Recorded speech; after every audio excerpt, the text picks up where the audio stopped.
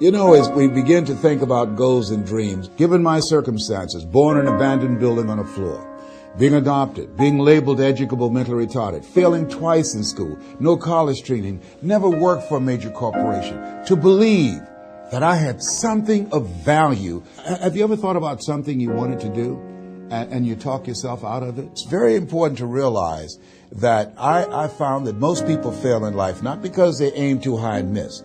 Most people fail in life because they did just like I did for so many years. They aimed too low and hit. They didn't believe in themselves.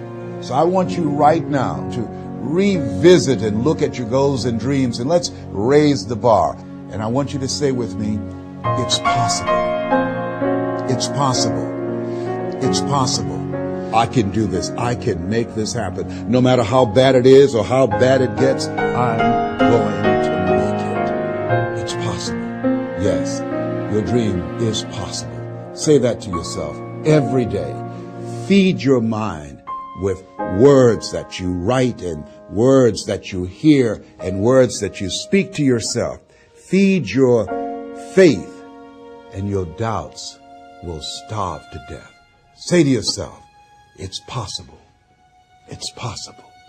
It's possible. Even when you have no evidence to point to, say to yourself, it's possible. There's nothing as powerful as a made-up mind. It's a struggle sometimes to do that, especially when you have people around you telling you that it's not possible, that you can't do it.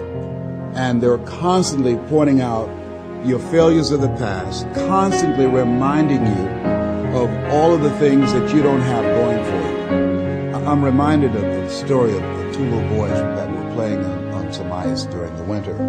And as they got further out on this ice, one fell through the thin ice. And so the little fellow that was still on top of the ice, he was trying to save his little buddy. And he couldn't reach him. He was trying to pull him. He could see him through the thin ice as he got further away from him, struggling.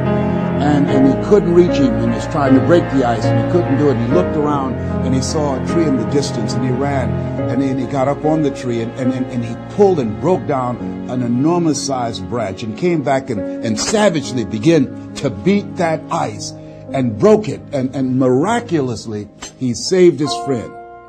And when the paramedics came, and they were able to revive this little boy, they were scratching their heads. They're trying to figure this out. Said, how could this little pruny fellow go up in a tree and break off a branch this size and then come back and beat and break the ice and save his friend? They thought it was just miraculous. It was baffling.